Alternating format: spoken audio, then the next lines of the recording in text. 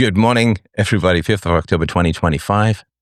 We have a base 5 date, 051025. All are divisible by 5. We have 1, 2, 5, 1, 2, 5. All right. So, excuse me. So, happy to take your calls. If you're on X, happy to take your questions. If you are on locals, this is supporter only, so we can keep it. I think the first part will probably go out as a whole, which is the information about marriage. So I don't have any call requests yet, so I'll start with that. And let's get to it. I can take this one right down. All right. Let's see. Yeah, I'll keep the glasses on. No point doing the Mr. Magoo squint later on. So, you see, of course, a lot of the data floating around that says that half of marriages end in divorce. And of course, people say, and I understand why, and it's not the worst argument in the world, they say, look, not only do half of marriages end in divorce, but not all the remaining marriages are super thrilling and happy and positive and buoyant. And so it's really not worth it. And it is a high-risk situation when you get the state, as has happened, you get the state involved in your marriage. That is a big challenge. One of the reasons why this has happened is, of course, we have this absolutely delightful problem, which is that human beings take like 20 years to grow. I mean, I think it would be faster in a free society because you try and give kids more opportunities earlier. I mean, again, I've got this Dickensian history. I got my first job when I was 10 years old. But having the problem of it takes so long to grow human beings means that if a marriage doesn't work out, society is kind of messed up, like in very foundational ways. Society has a massive, important, necessary investment, and because of the repercussions in the provision of resources to children. And society really can't survive if resources aren't given to children. It really doesn't work at all, because children, they need food, they need shelter, they need, braces, healthcare, they need clothing, they need toys, all this kind of stuff, right? So because of that, if a man is not providing for his children, society has a big problem on its hand. You're going to have to find a way to get resources to children one way or another. It has to happen. There's no opportunity or option or scenario in which society can skate away from unprovided for children without, some fairly massive negative repercussions. I'm going to adjust my chair height here so I can, because otherwise I'm going to get a fish bowling over like a turtle. So that's just a basic fact. Women have children, and if those children are not provided for, society as a whole suffers. Those children are hungry at school, they can't learn, they're irritable, they're anxious, they're often volatile and aggressive, they might steal because they need resources, and they might grow up to feel, as a lot of kids do, that there's no social contract because the society in which they grew up in, or the society they grew up in, did not help or protect them in any foundational way. Now, they're going to have trouble blaming their own mother, let's just say, because generally kids stay with the mother. They're going to have trouble blaming their own mother for obvious reasons of you need your parents' good regard, and you also require the bond to remain with your caregiver for reasons of emotional survival and the anxiety level.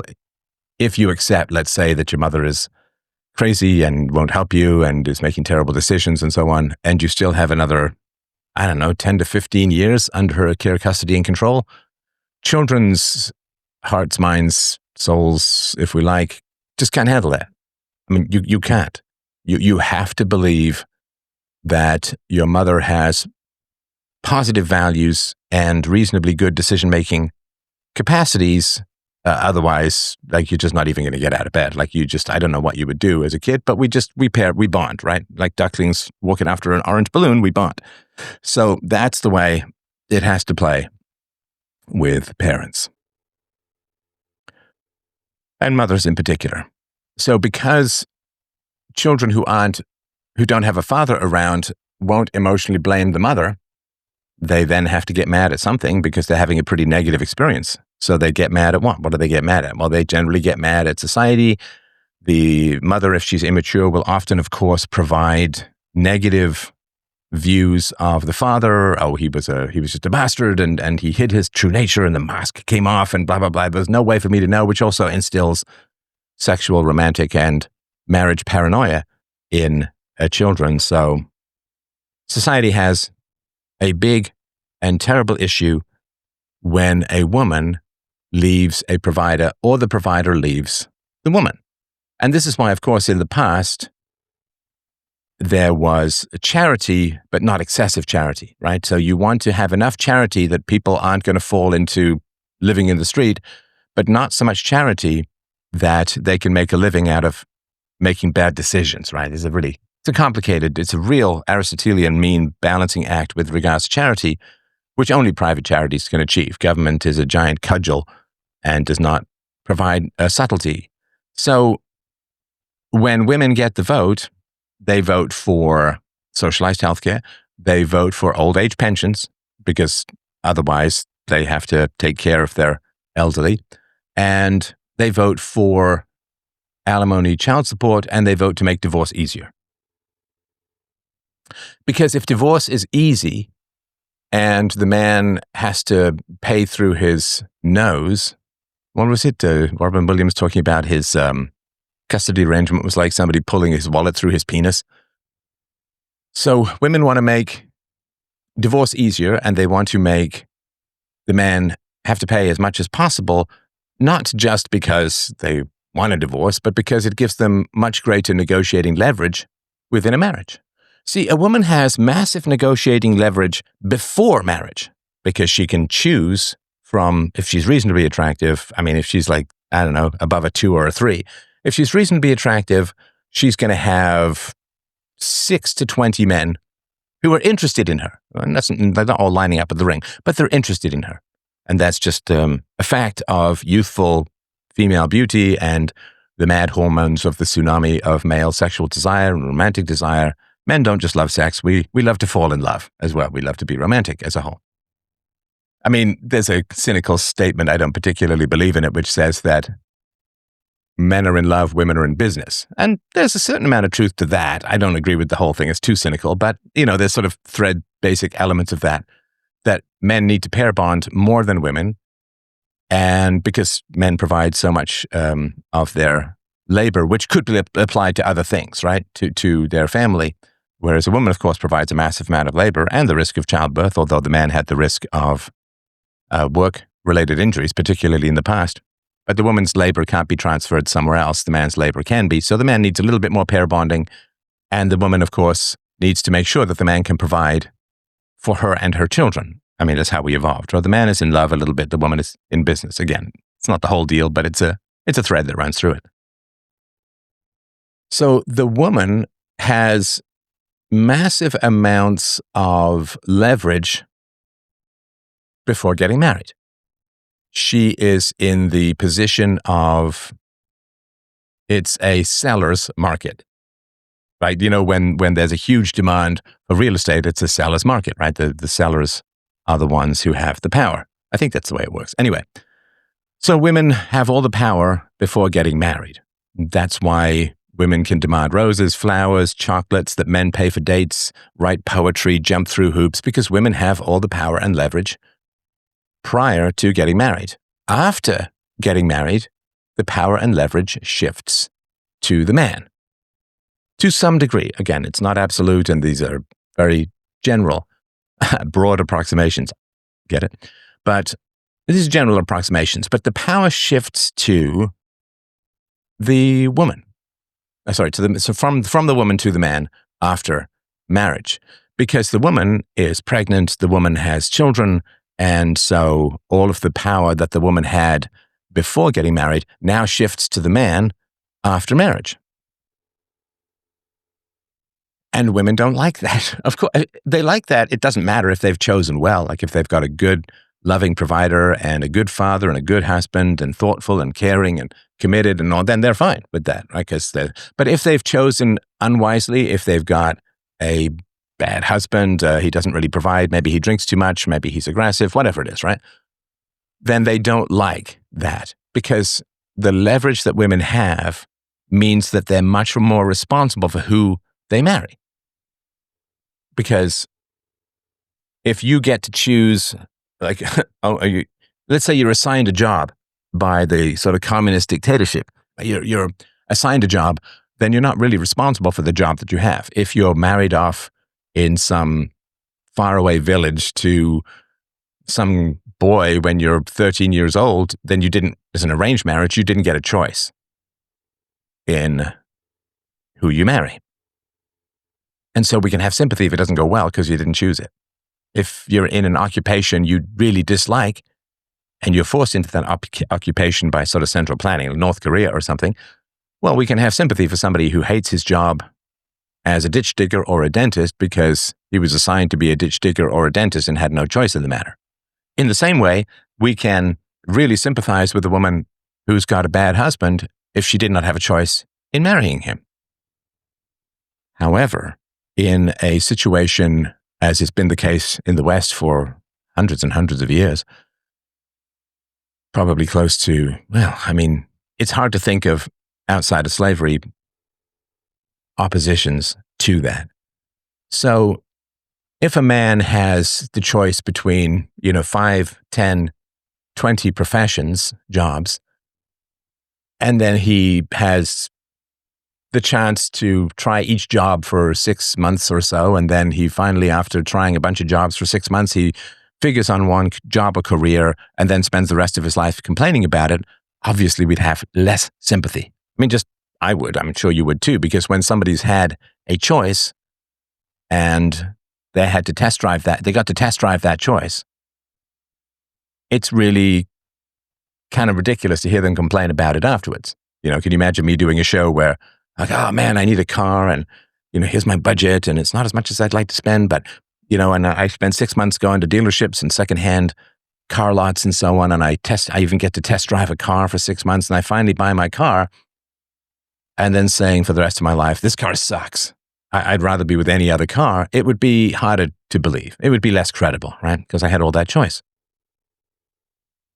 So because women have all of this choice, they are responsible for their marriages, right? Now, men, of course, have choice as well. But we're just talking about the female. Women have more choice in the dating market than men do. Women date who they want, men date who they can, in general. Again, there's exceptions, but that's generally the case. So, being used to having this level of power and leverage prior to marriage, women find it quite disconcerting if they choose badly and want out of the marriage, particularly if they have children, right? And some of this could be just, some of this could be unjust. I mean, the just one is the man's violent or whatever it is. And the unjust one is, I don't know, the woman is really materialistic and wants the man to work like crazy, but when he works like crazy, she then complains that he's never home and she's emotionally unattended to, and it just gets, worse and worse. She has an affair or something like that, even though the guy's trying to be considerate. So again, divorces could be just or unjust, but women like to have the power and leverage after marriage that they had before marriage. And that's why cue the government entering the marriage equation. Because the government, of course, provides licenses and so on, right? And government licensure actually came in under the Democrats because they wanted not for blacks not to be able to whites and vice versa. So the government comes in, and the purpose of the government for women in marriage is to give them the same leverage after marriage that they had before marriage. In other words, the man never has any leverage at all. The man has no leverage ahead of time with a reasonably attractive woman because there are 5, 10 other guys who will take his place. And then he has no leverage after marriage because the government will give half of his stuff to the woman and he'll have to pay forever and amen, and he might not get to see his kids, and she can do false accusations all over the place. And so the man never has any leverage. And I get that, but security for women is emasculation for men. Security for women is emasculation for men. She has leverage, she has power and all of that. And that makes divorce more likely, not less. Because where the man has no leverage or authority, the man tends to feel emasculated, which women don't like, right? So when you run to the government to give you the same leverage after marriage as you had before marriage, you end up emasculating your husband because you can threaten him with the, government behind you. And your brother's going to kill me, and he's 6'10". And the man is crushed and humiliated and emasculated, has no authority. His testosterone drops. He gets depressed. And, we're men. We like to have some leverage from time to time. If we have no leverage, we feel like slaves. And if we feel like slaves, or that we have no choice or chance or leverage, if we feel like slaves, our testosterone drops, and women, you end up with a self-fulfilling prophecy. Well, what am I going to do if I end up not attracted to my husband? Oh, I know. I'll get the government to castrate him in the marriage. Gee, as it turns out, I'm not attracted to a castrated guy. It just one of these self-fulfilling prophecies. A government programs always achieve the opposite of their stated goals. And the stated goal to try and improve marriage by giving women more leverage, unfair leverage. What that ends up doing, of course, it ends up promoting and provoking divorce, because I remember this, these ideas are not new to me. I remember when I was in my 20s in the business world, I had a business relationship with a guy, and we were fairly close, I suppose. And one lunch, he just erupted into complaints about his wife and said, and he used a very memorable phrase, acid mitosis. He said, but I can't do anything because I'm not going to go through acid mitosis, which is everything gets cut in two. He doesn't get to see his kids. And the more he complained about his wife, the less happy he was to leave his children under her care, custody, and control. And of course, the men know that the fathers know that the mothers can trash them if they separate, and there's really no recourse. There's parental alienation. It's a real thing, very real thing. So he said, I just have to bite my tongue. I just have to bite my tongue. I have to spend the rest of my life, or at least while the children are young, I just have to spend the rest of my life placating her. Yeah, I get why men don't want that. I get why men don't want that at all. So women vote for security. The security emasculates the men. The women then are not attracted to the men they married as a result of this. And again, not every woman, but it's enough to swing the votes, for sure, right? And of course, if you have any questions or comments, I'm happy to hear them.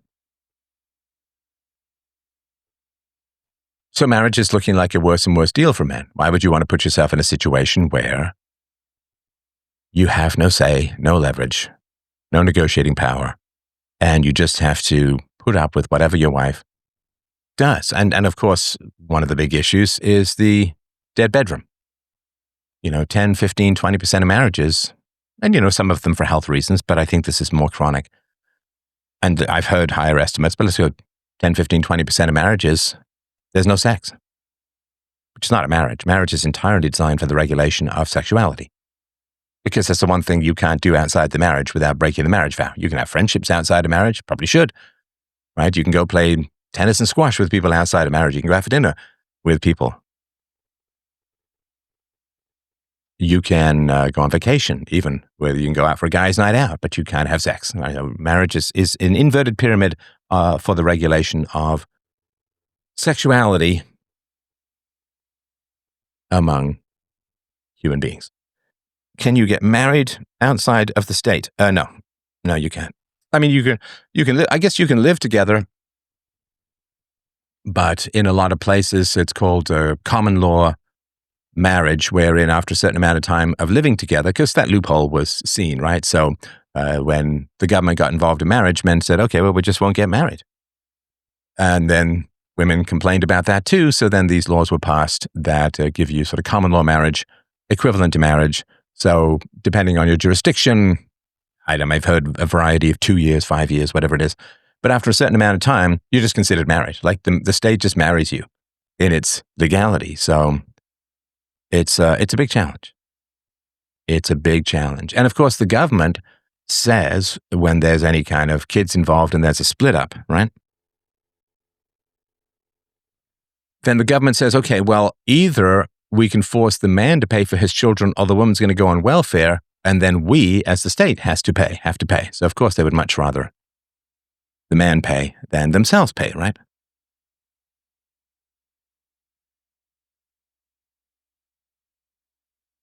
Somebody says, you asked atheists for their reasons not to lie. An extension of that is fidelity, since fidelity for atheists is a breach of a marriage contract, which is basically lying. I couldn't come up with anything better than personal preference. The only good reasons for not cheating I could come up with are Christian, breaking my sacred vow to my wife before God. Actually, it is breaking your sacred vow to God in the face of your wife. Your vow is fundamentally to God. Did you guys see the photos of the woman who was with Dan Bilzerian and then the woman who married a beta after their fun phase? Yeah, I did. I recently read an article that says someone that said China has abolished alimony. Do you think that will create better marriages, or do you think it will make marriage too risky for women? So alimony is based on the argument that a woman gives up her earning potential in order to raise a man's children, and therefore if there's a separation or a split, then the woman deserves an income because she sacrificed her income for the sake of the man's. And is it Mackenzie Bezos? I can't remember her name, but the Jeff Bezos' wife who's currently pouring billions of dollars into hyper left-wing causes. Vile. So brutal.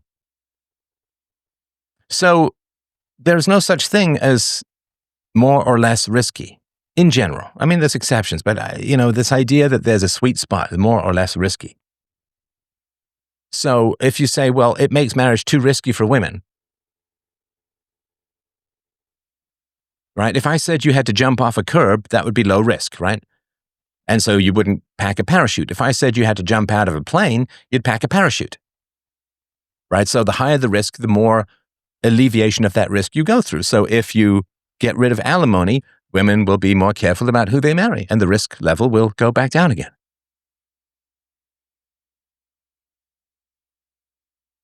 So, now I get it. I mean, for the women who are married, if you get rid of alimony, then you return equality of negotiating rights. I mean, nobody wants any one person to have an unfair domination in a negotiation, right? That's bad as a whole, right? So this is why sort of having more and more people in the country means that wages go down, which gives a lot of power to the people who are offering jobs. So we don't want any artificial boosts to people's negotiating strength in any negotiation, because that's kind of unfair, right? So we don't want this asset mitosis that my long ago business associate was talking about. We don't want any of that. But the reality is that there's nothing you can do to reduce the leverage that women have before marriage. And of course, the fundamental leverage was that men have a very high sex drive compared to women. And so men want to have sex. And in the past, the only way they could get sex on a regular basis was to get married. Because there was this phalanx, right? This line, the line should hold, right? Between women to not give up sex without the commitment of marriage. Now women give up sex without marriage. So men's sex drive has gone to places other than pure heterosexuality, we can say, right? Because they can have a bunch of sex without worrying about kids. And so I think that's the reality, and men don't want that. So this is sort of MGTOW, men going their own way, walking away. And I get that, but it's not an optimum solution to simply walk away. There are options, there are choices, and this is what we're going to go over now. So how to lower your risk of divorce. So the lifetime risk of divorce for first marriages across the population is reported as around 40%, with second marriages rising to 60% and third marriages seeing 73%.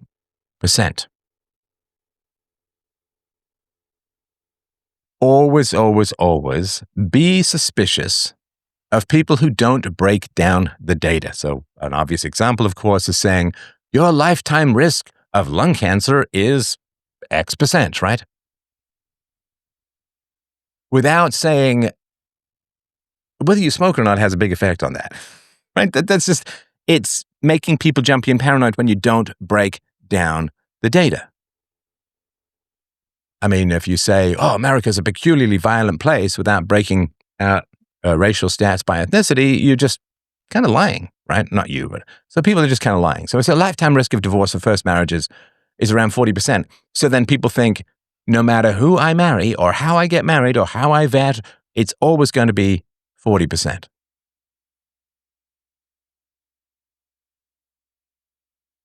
I mean, it's like looking at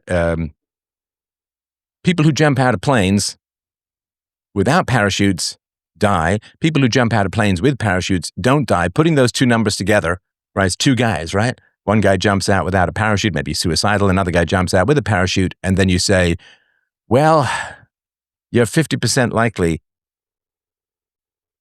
if you jump out of a plane to die, even if you have a parachute, because they're blending the two numbers together. So, and of course, people who want to destroy a culture, make people paranoid about marriage and so on, right?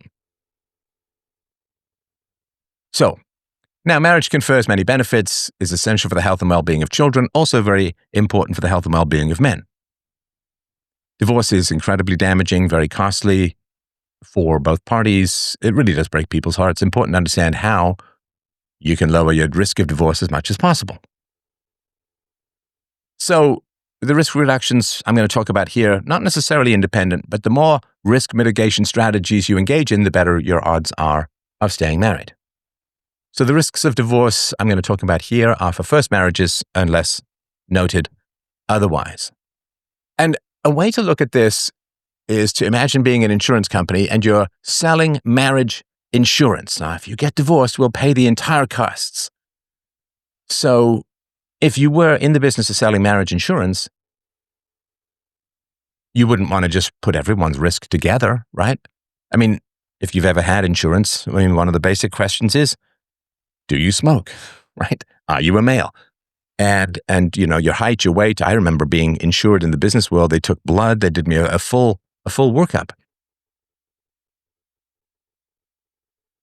So what would you require from people in order to lower the insurance premiums for divorce, for getting divorced? Okay, so what is the lowest risk profile? So the lowest risk profile for divorce includes Asian ethnicity, college education, getting married after the age of 25, being religious, having a stable income, and having strong relational skills. So these combined result in a significantly reduced lifetime risk of 10 to 20%. Right. So we've already reduced our risk by 25 to 50%. That's important. But it gets better. Not only, but also, I will tell you this, all right? IQ and divorce are negatively correlated, or in other words, because I like to be positive at all times, IQ and marital stability are positively correlated. This has been studied both through direct testing, such as the Wechsler Adult Intelligence Scale, and proxies such as the Armed Forces Qualification Test. I know these. My wife gave hundreds of intelligence tests over the course of her career. So in a Dutch study, quite different from a Dutch oven, do not confuse the two. In a Dutch study of those born in 1958, they found that those with an average IQ and lower had a 28% risk of divorce in the first 5 years of marriage. By contrast, those with a high IQ, between 115 to 130, 1 to 2 standard deviations above the norm, they had a 9% chance of getting divorced. Which would make sense. The more intelligent you are, the more you can have a theory of mind that includes someone else. How would I feel if, right? Whereas if you're less intelligent, you tend not to have that theory of mind, or maybe you even can't have that theory of mind that includes another person's feelings. There's a sort of thought, a researcher who dealt with people in prison who were uniformly pretty low IQ and so on. And he'd say, well, how did you think, How do you think the guy you were beating felt? I don't know. Right? How do you think his family felt after you'd beaten him up? I don't know. Like, just can't process a theory of mind outside the self. In US data from a 31-year longitudinal study, someone with an IQ of 85 had a 40% higher risk of divorce compared to someone with an IQ of 115. Now, of course, if you're listening to this, you're in the high IQ group. Probably. Most likely. Certainly everyone alive here. Mismatched IQ pairings haven't been studied directly, but studies have been done using educational attainment as a proxy. Education is moderately correlated with IQ at 0.5 to 0.7, right? So 0 is no correlation, 1 is a perfect correlation, and education at 0.5 to 0.7 is pretty good. Couples with matching education in a German study showed a 20% risk of divorce over 20 years. When the husband has a higher educational attainment, 2 to 6 years, the risk goes down to about 14% over 20 years. When the wife has a higher educational attainment, the risk goes up 26% over 20 years.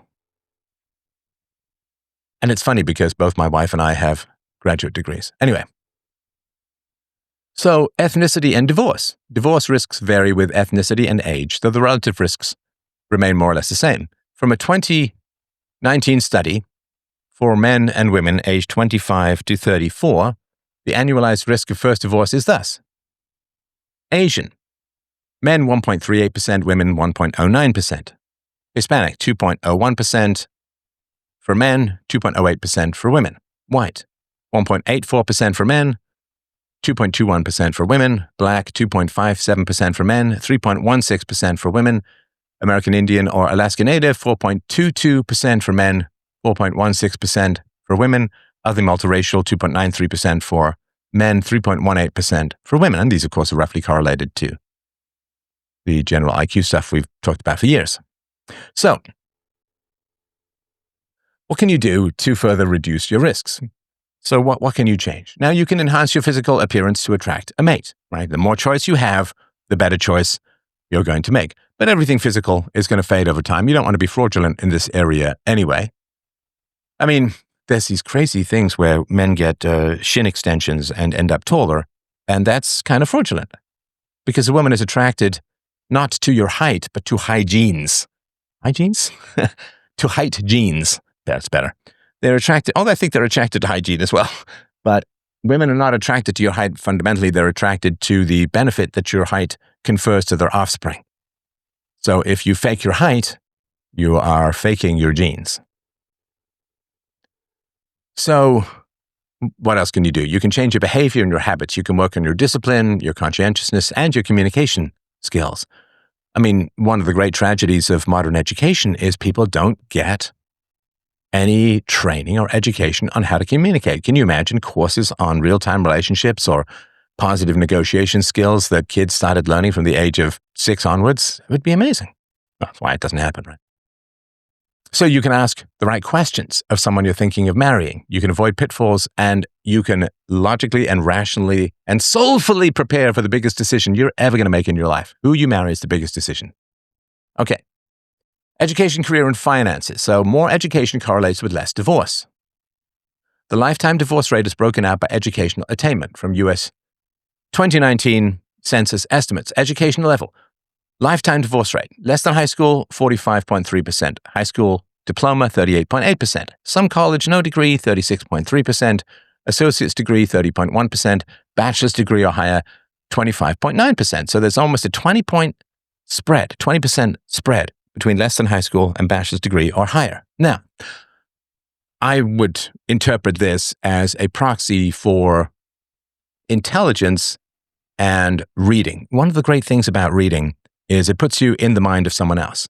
When I'm writing novels, I'm dipping into what people say and what they think, which is really important. If you read, you're automatically inhabiting the mind of someone else. It trains you, especially fiction, it trains you in empathy. And so I wouldn't say specifically that the pieces of paper are absolutely required.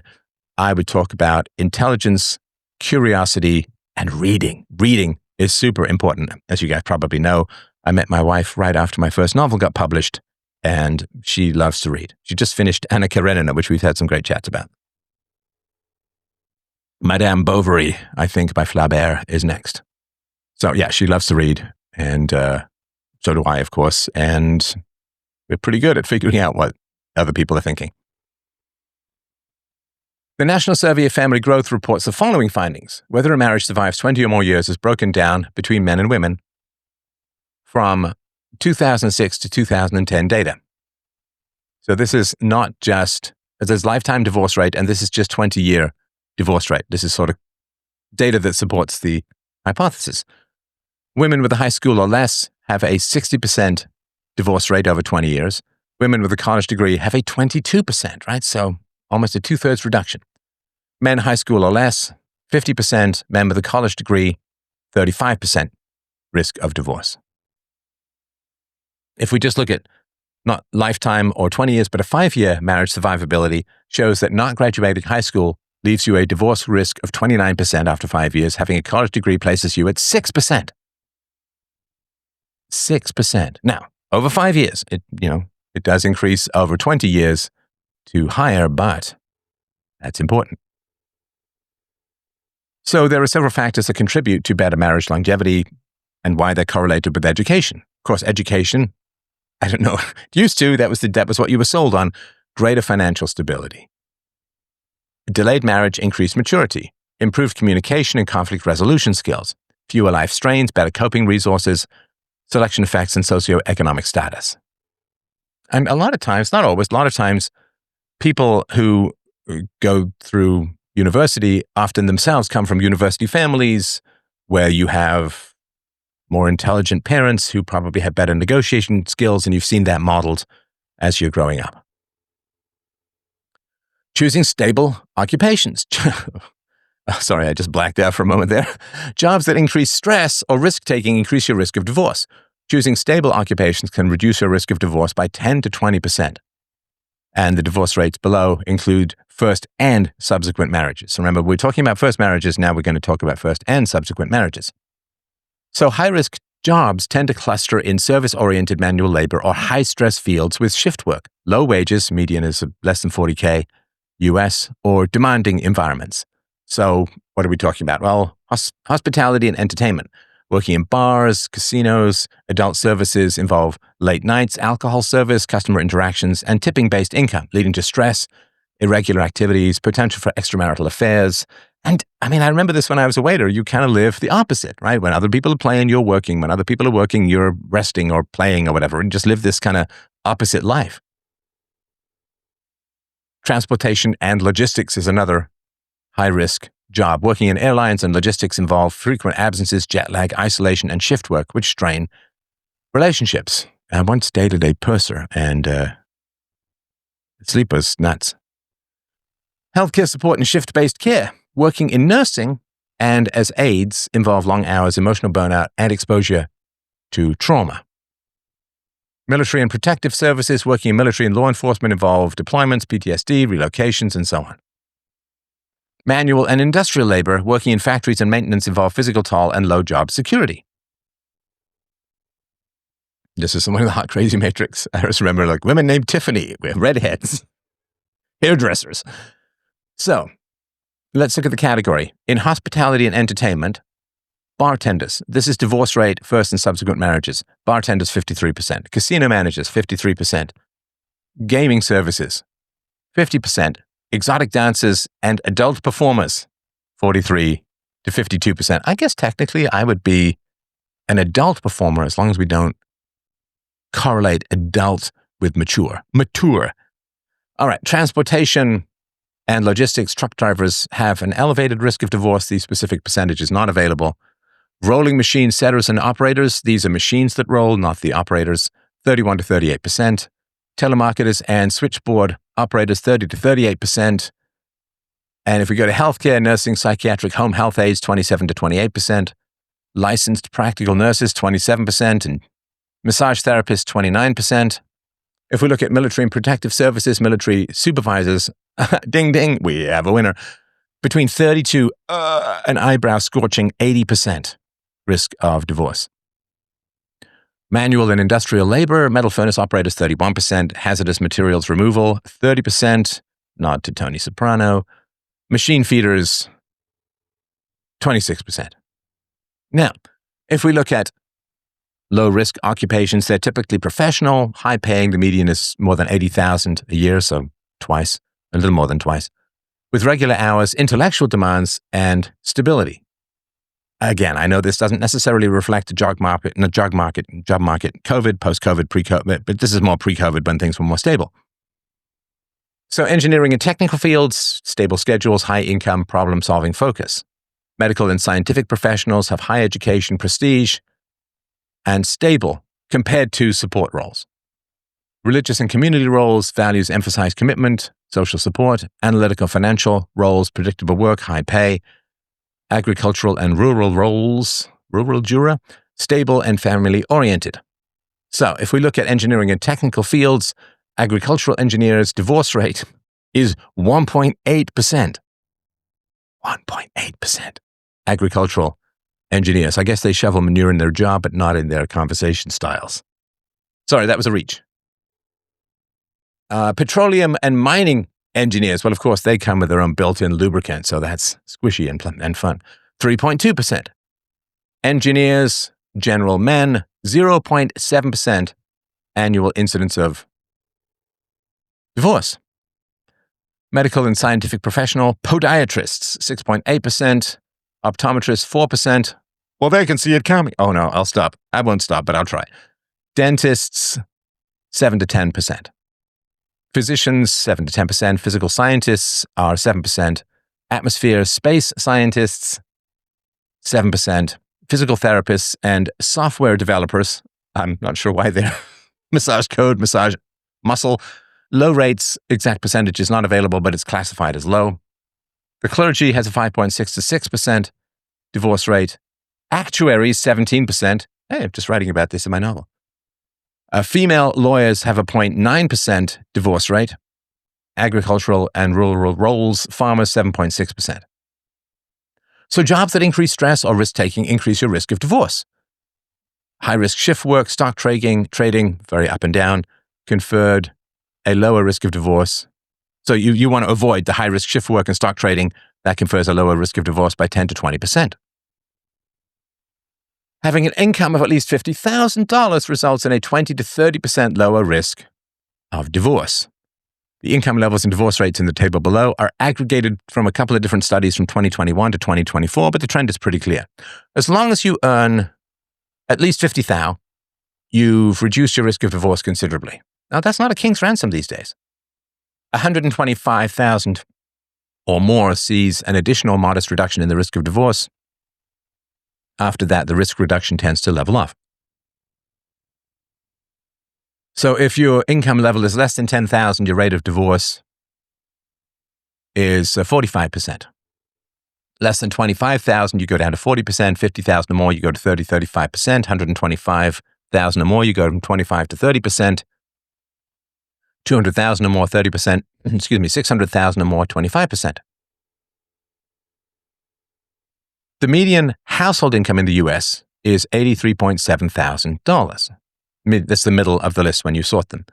$50K comes in at the 31st percentile, meaning 31% of the population earns less than $50,000. So that's good news for most of my listeners.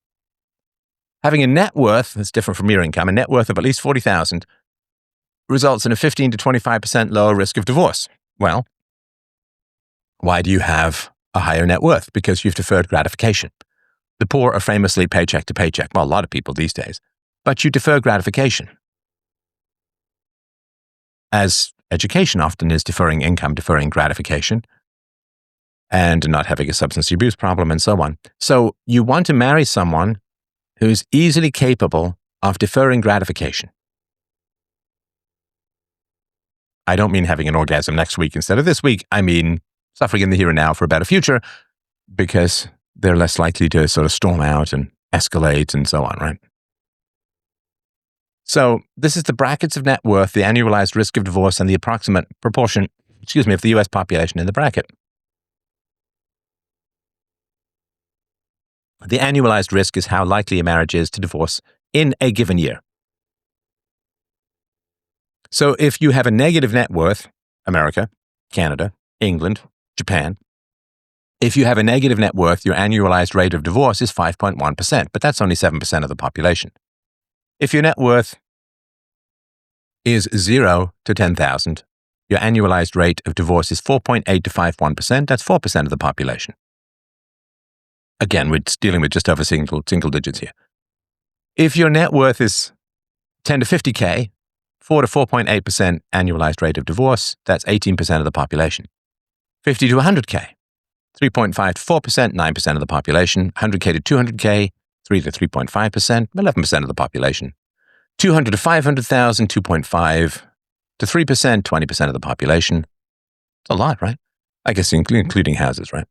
So if you have $500,000 to $1 million worth of assets, your divorce rate is 2 to 2.5%. It's 15% of the population. If you have more than $1 million worth of assets, 1.8 to 2% risk of divorce. That's 16% of the population. Now, of course, if you've got more than $1 million worth of assets, you've probably been around for a while. You've probably been married for decades, and therefore your risk of divorce is much lower.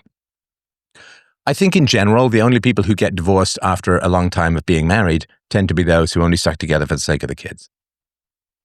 So the divorce rate flattens out once the household is over 300,000 in net worth. So the higher net worth brackets are larger, so the 0.5% reduction indicates a more gradual decline.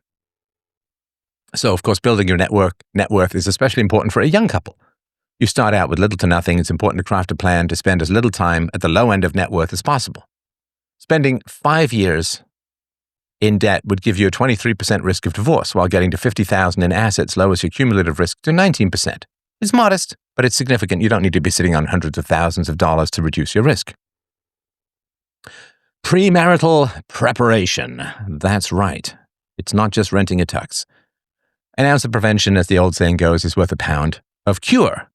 For those not on the U.S. system, a gram of prevention is worth a kilogram of cure. The ounce is not, the ratio is not the same, but the general idea is the same. So again, as I said, who you get married to is the most important decision of your life. Preparation is absolutely essential. Being conscious and deliberate about who you marry can greatly reduce your risks of divorce. Discuss money. I'm just going to tell you a little piece of gossip about myself. You may know this or not. I'm absolutely fascinated by money. Growing up poor, it's like, I'm always like, how did people pay the bills? How do people pay the bills? I'm absolutely fascinated by money. And I try not to be nosy, but I'm absolutely fascinated by money. Like when somebody says, oh, so-and-so hasn't had a job for 2 years. I'm like, how is that possible? How do they live? So discussing money before marriage can result in a 20 to 30% lower risk of divorce. Neglecting or avoiding these discussions opens you to the risk of conflicts over money, and conflicts over money are highly correlated with divorce. And of course, conflicts over money is like a warm-up for the conflicts over assets and money during the process of divorce. So these conflicts about money can arise independently from income, assets, and debt. And I'm a saver, to be honest with you. I'm prying money from my hands is like trying to pry a gun from Charlton Heston's cold, dead hands. And I've had people in my life who are spendthrifts. It almost gives me hives, like I almost have a physical reaction to that. Oh, what do you mean you just went and bought a drafting table? You don't even draft. Well, I'm going to learn. It's like, oh, you're nuts. I remember I knew someone when I was younger, bought a giant marble table, thought it was cool. It had a long crack running along one side. People were too nervous to sit on that side in case it broke and crushed their legs. And it's just like, but why? But why? I always think of all of the stuff that people just throw out when they're old. I mean, it's wretched. All these people take all these photos. If they have kids, maybe it matters to the kids and all of that. But especially people who are single take all these photos. And then what? You die and they just get thrown in a landfill. What was the point of all of that? All your books that you've marked up, they're just going to get tossed out. People don't want them if you've marked them up and put all that. I mean, unless you're famous or whatever. All this stuff. I met someone years ago who took me into his basement to show me something, and there was this giant set of cabinets. I'm like, what the hell are those? And he's like, oh, I had this uncle. He was a single man. He traveled all over the world collecting butterflies. And I'm like, you're kidding me. What? It's like there were hundreds of these like drawers, and he opened these drawers, and there were these little butterflies. And he's like, yeah, I try to control for humidity and all of that down here and try to keep the temperature constant. And I'm trying to find some place to dump all of these things, but museums don't want to pay for the shipping because it's very expensive and complicated shipping. So this guy went all over the world to collect these butterflies, and they were literally rotting away in someone's basement and had become an albatross around people's necks. So I try not to, I had a roommate once who traveled with a spoon and a bowl and a change of underpants. That's a little too minimal, but I am a big one for, you can see this. I'm not even accumulating anything in the studio. It's just me and this ghostly gray limbo background. Anyway, so if you are a saver, you can't really be with a spender. They will drive you nuts. And you'll drive them nuts too. Oh, we want to go out and have fun. What's the point of money if we never spend it? Blah, blah, blah. It's like, so that's kind of important. And it's the same thing too. If, in my household, like every year, we clean out. Every year. My wife and I are both on the same page as far as this. I'm so cheap I won't even gain weight, not only because food costs more, but then I'd have to buy more clothing, which I hate doing. I'm a dude, right? What do I want to do and buy clothing? Ugh. But, apparently you have to have pants. Not for these shows, but you have to have pants as a whole, so. I drag my cross. I bear it without complaint, like a saint, nobly. Okay, I'm going to make myself throw up in my mouth a little, which might delay the distribution of data that we're working on here. So, yeah, have these conversations. Having suitable income and net worth is not enough. The married couple needs to be aligned on money. And I would also argue on whether you keep things just in case or you declutter. Developing good communication skills. Again, wife, mental health professional. She practiced psychology for decades. Very good communicator. So having good communication skills results in a 20 to 40% lower risk of divorce. Good communication reduces conflict and boredom, and training improves marital satisfaction. So what are we talking about? So there's active listening, focusing on your spouse without interrupting, and expressing your understanding afterwards. You've heard this conversation a zillion times on my show when I have people who call in. They'll ask me for a complicated, it just happened Friday. Didn't it happen Friday? They'll come in and they ask for a complicated answer to a complicated question. I'll start to explain, and what was it? The guy gave me like 30 seconds before interrupting me, and then I started again. I said, hey man, get all your stuff out. Gave me 2 minutes, interrupted again. And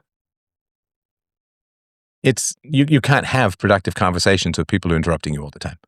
Now, I don't want to sound defensive, man, but when people say, well, Steph, you interrupt people, and it's like, yeah, I absolutely will. I absolutely will. If I say 2 and 2 make 4, and somebody starts off their rebuttal with saying, well, you said that 2 and 2 make 5, I have to interrupt them. I'm not just going to let them talk because they've misstated something that's important. If I ask for definitions and somebody goes on a ramble tangent without giving me definitions, I'm going to interrupt them because I don't want to be gaslit. I don't want to have just a ramble tangent that goes on somewhere, and I'm just not gonna do it. So yeah, I will interrupt people if I ask someone a question and they don't answer it but go off on some other issue. I will interrupt them because I don't mind if you don't want to answer my question. That's fine. I prefer it if you do answer my question, but you don't have to answer my question, but you can't ignore the question. I'm not just going to be ignored, Glenn Close style. But it's rude to just ignore that somebody asked a question. So yeah, there definitely are interruptions, but if somebody's addressing my issue and rebutting, I tend not to interrupt. So active listening, focus on your spouse, don't interrupt. Express your understanding afterwards. Reflect back to them what they said. So what I'm understanding is that you're saying this, that, and the other. I got this, from Nathaniel Branden that I started reading in my mid-teens. Psychology of Self-Esteem is great. Other books, not so much, but that one's a classic. But when I was in the debating society. I was vice president of my debating society in university, flew all over Canada to do debates. Came in 6th or 7th in my very first year out of all of Canada, like thousands and thousands of kids. I knew I had a bit of a thing for that. But you don't know which side of the debate you're going to be arguing. It's be it resolved that, B-I-R-T, be it resolved that. And you don't know which side of the debate you're going to be arguing, so you have to be able to argue both sides of the debate. That gives you really good understanding of what other people are trying to say. Okay, so active listening using I statements, providing the facts of your experience first rather than pushing your conclusions, right? I'm upset, not you said this and you pissed me off. That's not good communication, right? I am upset is true. That you caused it is to be established.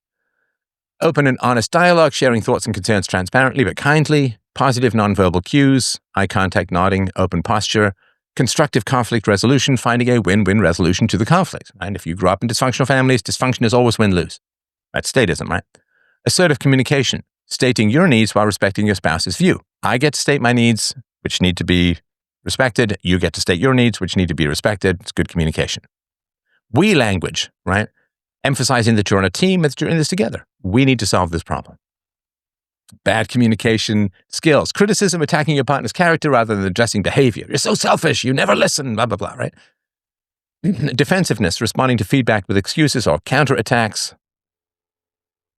Stonewalling, withdraw from the conversation via the silent treatment or tuning out. Contempt, showing disdain through sarcasm, eye-rolling, or mockery. Contempt is the biggest predictor of divorce. Poor listening, interrupting, not paying attention. You need to put your phone away, or dismissing feelings. Assuming intentions, jumping to conclusions about a situation. You said that just to humiliate me. You're just aiming to piss me off, that kind of stuff, right? Passive-aggressive behavior, as if. Sarcasm, subtle digs, or other such indirect expressions of anger. Also, of course, people who can't express anger generally will provoke anger in others. Aggression, of course, yelling, blaming, dominating, name-calling. Obviously, before I got married, we don't raise our voices, we don't intimidate, we don't yell, we don't call names, and we never have, right? So, when you're home, you spend the vast majority of your time in marriage communicating with your spouse and children. Knowing how to communicate your feelings and thoughts, understanding how to negotiate for win-win scenarios is essential. And I've got a whole book on this called Real-Time Relationships, which you should check out. freedomain.com/books. It's free. Now, these skills can be learned. They weren't modeled for me when I was growing up, either in my family, which was broken up when I was a baby, and certainly not around me, not among the friends that I had. We didn't really, but you can learn these things. So you got to understand where you're tempted to intimidate, to go to power, where you may have bad skills modeled for you.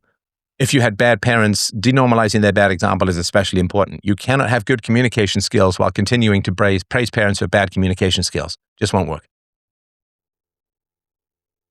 So taking the time to know your future spouse deeply is really, really important.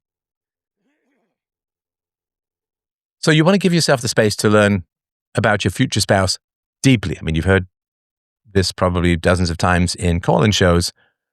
I knew my spouse for 3 years before we got married. I had no idea she had this relationship with money. It's like, well, what are you talking about? You got 3 years just talking about the weather and sports ball. Vetting your future spouse with clear eyes, ensuring that lust does not cloud your judgment. Lust is a wonderful and beautiful and healthy force of life, but it needs to be your servant, not your master. It's like fire. It's good if it's in the grate. It's bad if it's in the bed. So, especially if you're going to have children, you judge who you get married to as if your future children get the deciding vote. So, what does this mean? Shared experiences in varied settings. You need to kind of live life together.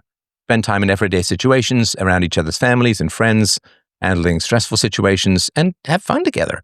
You want to see the person for who they are and not solely what they initially present themselves to be. One of the problems, of course, with long-distance relationships is you just get together to smash and go to restaurants and have fun, and you don't deal with, my aunt is ill and I got to hit the dentist and I've got a headache, and it's an unreal, it's like being on vacation forever. It's kind of unreal life.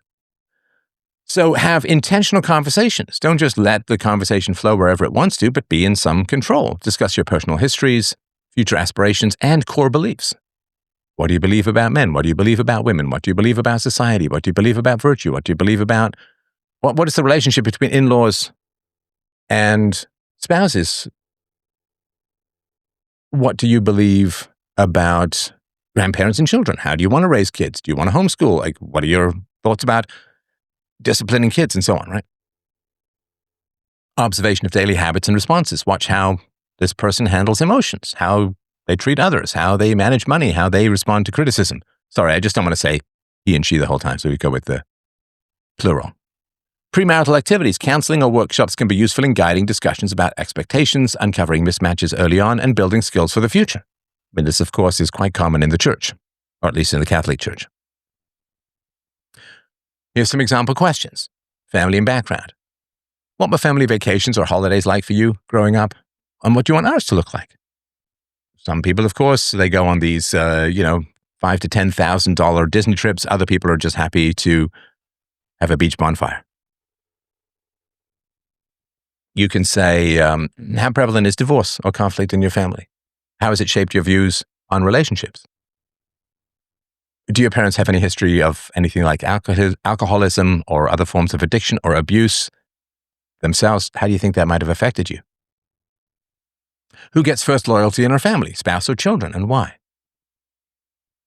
If your mother says something and I say something else, where would your primary loyalties be? Of course, we want it to be with reason and evidence in the long run, but where would if all other things being equal, how engaged do you plan to be with child rearing? And what discipline style, if any, do you prefer?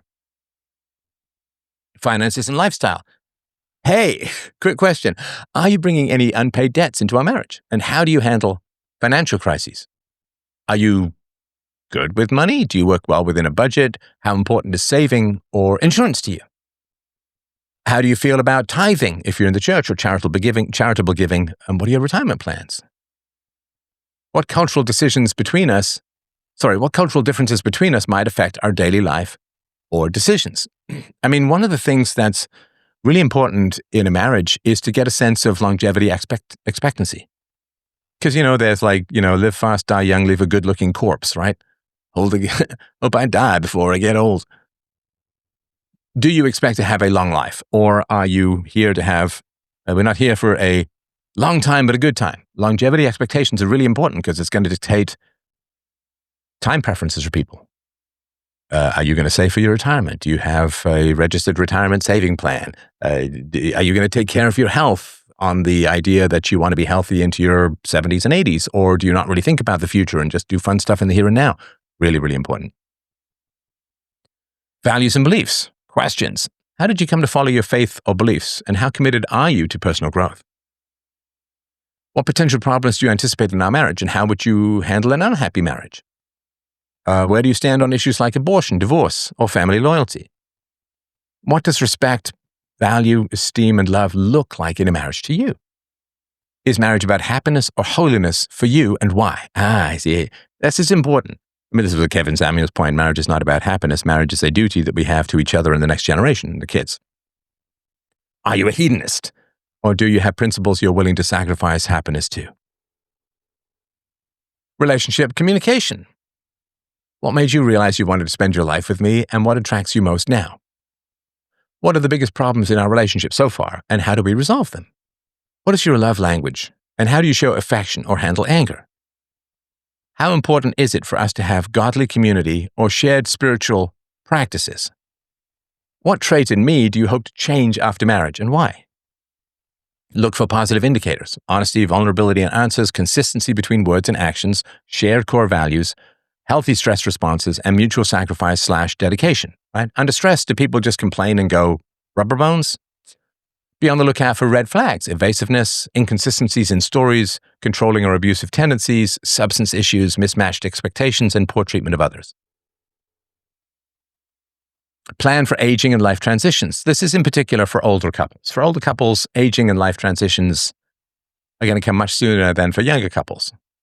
Since the risk of divorce starts rising at age 32, having frank discussions in these areas is important. I think early 30s divorce also has a lot to do with whether you're going to have kids or not. There's something that happens. This is just a theory, right? But I've seen it a whole bunch of times. Whether you take that seriously or not is up to you. But after 4 or 5 years, if there aren't kids, your body just turns off attraction to the other person. Just turns them off. Just turns off. Because your body is like, we're not having kids. Is there infertility? We've got to try. So I first noticed this when I was producing a play, my first play back in the day. My stage manager was going through a 5-year anniversary breakup. So divorces that occur after the age of 50 is also called gray divorce. So collaborative goal setting, review finances together, create retirement accounts, and explore long-term care insurance. Scenario-based preparation, so role play or consult professionals to address what-ifs, like health declines or caregiving for parents. Do you have a will? Do you have a living will? Do you know what the person wants if they incapacitated? Document updates and outsourcing, regularly update wills, healthcare proxies, and beneficiary designations. Lifestyle alignment, adjusting habits for healthy aging, like joint exercise or budgeting for travel to maintain shared purpose and reduce isolation or drift. Make sure that you don't just become a functional couple that solves technical problems in the here and now, but that you stay merged in terms of your personalities. Like I just went out yesterday for a lovely afternoon and evening with my wife. We went to a town, we strolled around, we went on a hike, we had dinner together, and we're just chatting the whole time, and that's just lovely. So, kind of questions you might ask: retirement and finances. How do you envision our retirement? Do you see us traveling, downsizing, or pursuing hobbies together? Would we move to where the grandchildren are? Whatever it is, right? What are your financial goals for retirement? How do we plan for risks like market downturns or unexpected expenses, right? I mean, there are people prone to chronic irritation tend to be people who think that life just goes well as a whole. Life goes well as a whole, and every deviation from things going well is an imposition designed to frustrate the person from the demonic universe, right? So it's nice, when you get older, you get to replace money concerns with health concerns. Lovely. All right. Health and aging. What are your expectations for health maintenance as we age, like regular checkups or lifestyle changes? How do we plan for potential chronic illnesses? Should we use insurance or family support or savings? If one of us needed long-term care, how would we divide responsibilities to avoid burnout? What does aging together look like for you, and how can we support each other's independence? Caregiving. How do we envision caregiving for aging parents or each other? Should we outsource it or handle it ourselves? Right? If you're going to outsource it, you need a lot of additional money. If you're not going to outsource it, then what's going to happen if a parent gets ill while the children are still relatively young and dependent? Because that is going to tear women often in two like a wishbone. So what boundaries would you set for caregiving to protect our relationship? If caregiving becomes overwhelming, how would we seek help? Services or family involvement or something like that? How prepared are we for the emotional toll of caregiving, knowing it can lead to stress in marriage? Got to talk about end-of-life stuff, man. I know it's not sexy, but it's essential just to unpack how you think or feel about the world as a whole and life. What are your wishes for end-of-life care, like medical interventions or funeral preferences? Don't marry someone if you don't know whether they want to be buried or cremated. How do we update documents like wills or healthcare proxies to reflect our plans? What legacy do you want to leave in the world? How does that fit with our shared life? If we faced a terminal illness, how would we support each other without straining the marriage? And another one that's important, I think, is this is sort of the boomer question. One of the things that's frustrating for a lot of people about the boomers is they spend like crazy when they're retired. They go on their cruises and travel and this, that, and the other, and all these pictures and how cool it is. And they're not leaving much, if anything, for their kids. So that's another question. When we get older, hopefully we've got some assets. Do you want to spend the assets on ourselves? Do you want to spend less on ourselves and provide more to help our kids get started? These are important questions. Premarital counseling, some kind of structured therapy, educational guidance sessions for engaged couples, or those seriously considering marriage, aimed at preparing them for a healthy long-term partnership. It typically involves discussing key topics like communication, conflict resolution, finances, intimacy, family expectations, and shared values to build skills and also uncover potential issues or incompatibilities early. Premarital counseling results in a 30 to 50% lower risk of divorce. I'm just going to say that again. Premarital counseling results in a 30 to 50% lower risk of divorce. And we'll put all the sources in the show notes, of course. Sorry, the source being my right armpit. I think I used my left armpit for the last presentation. So what kind of options are available for premarital counseling? It's not couples counseling, it's premarital counseling. It's different. The Gottman method, Gottman, focuses on building friendships, managing conflict, of building friendship between the couples, managing conflict, and creating shared meaning through research-based exercises. It's evidence-based and often involves assessments, like checklists, to identify strengths and growth areas. Available available in person or online via certified therapists.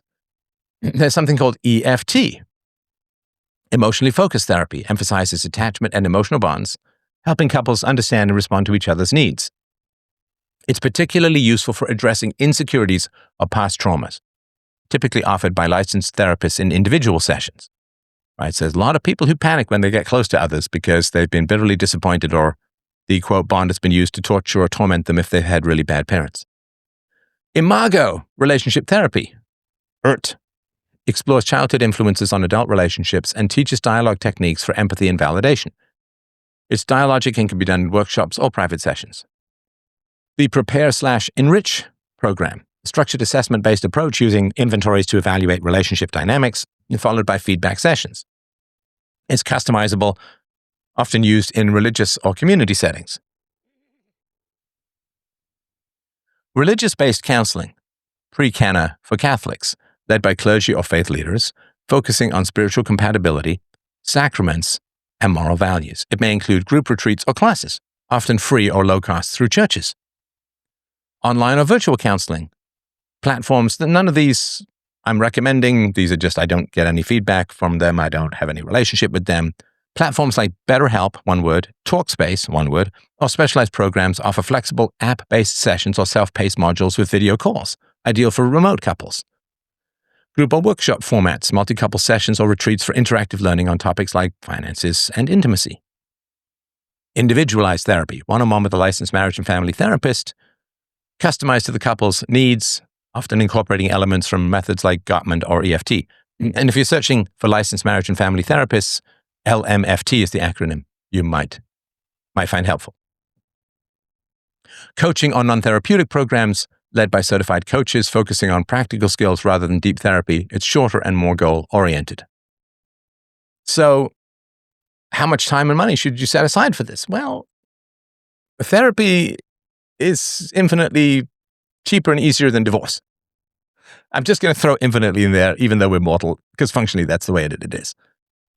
And so how much time and money are you going to set aside for this?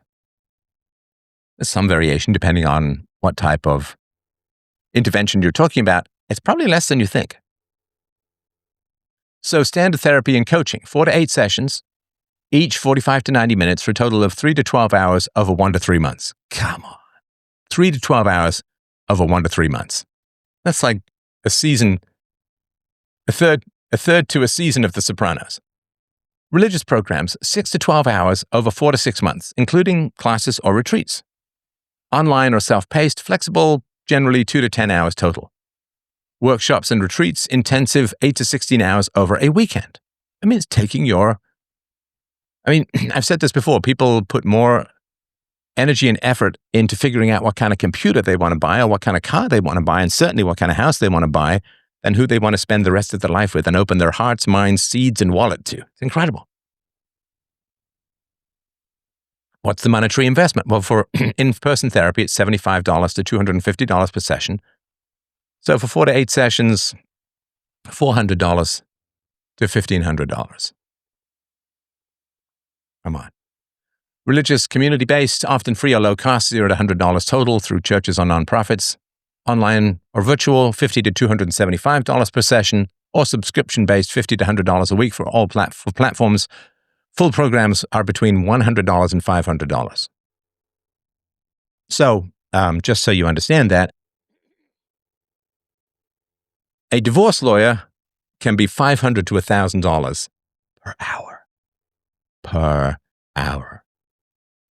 We're talking $200 to $800 per couple for a weekend event to massively lower your chance of divorce, or you can pay that for 1 hour of a divorce lawyer's time. It's insane, right? I mean, the old rule of thumb that I was taught, if you got your assets, you're getting a divorce, 100%, then each couple gets 25%, and then the remaining 25 and 25% go to each couple's lawyer. You split your assets in two. right? Husband, wife, 2 lawyers. Everybody gets 25% and it's all over, right? So, lifestyle choices, multiple marriages. Obvious, blah, blah, blah. It's worth reiterating there's a significant risk of divorce is one or both partners having had a divorce in the past. If you want to lower your risk of divorce, it's best not to have one in the first place. If you've been divorced, you're not doomed, but you do have to do more work to prevent a repeat. So maybe you can lower, again, you got to roll with these judo style, right? You've been divorced. I assume you were divorced because you didn't do this kind of vetting ahead of time. So what you need to do is do more of it now. Get involved in these premarital counseling sessions. Age at marriage. The age at which you get married matters. The risk of divorce of first marriages follows a U-shaped curve. Those who get married before the age of 18 risk divorce at 48% within 10 years, dropping to 25% by the age of 25. The lowest rates of divorce occur for those from the mid-20s to mid-30s. As you go further out from this age range, the risk increases. The risk increases at a slower rate, but still a significant 5% per year after the age of 32. Now, that's going to shallow out. It's not every year, right? Not like at 42, it's gone up 50%, but it does increase. Now, why is that the case? Well, I would assume, again, it's not like everyone who gets married young is dumb, but I assume it's somewhat of a proxy for the deferral of gratification through getting your education and that kind of stuff. Why people who are older, you're probably just more set in your ways. And of course, for women, if you're going to get married in your 30s, your body count is probably, not always, right? The body count is probably relatively high. And of course, the higher the body count of the woman, the more likely she is to divorce her husband over time. You just can't pair bond. Men can survive promiscuity better than women. It's just the way that we evolved because men had to be promiscuous. If men got wiped out in some war, which is pretty common throughout human history, then there had to be you couldn't just have straight monogamy. All right. So the marriages of young couples, they struggle with a lack of maturity and stability, right? So if you get married at 18, a woman is still a couple of years away from brain maturity, and the man is still half a decade away from brain maturity. Now, this can mean you grow together, but can also mean that as your brains sort of harden into their final form, that there's less compatibility going forward. Other contributing factors for the divorces of young couples: cohabitation, living together, it's greater among the young, and limited relationship experience. Of course, a lot of times, as we know, women will want to get into early marriages or date earlier if they have a highly toxic and dysfunctional home life.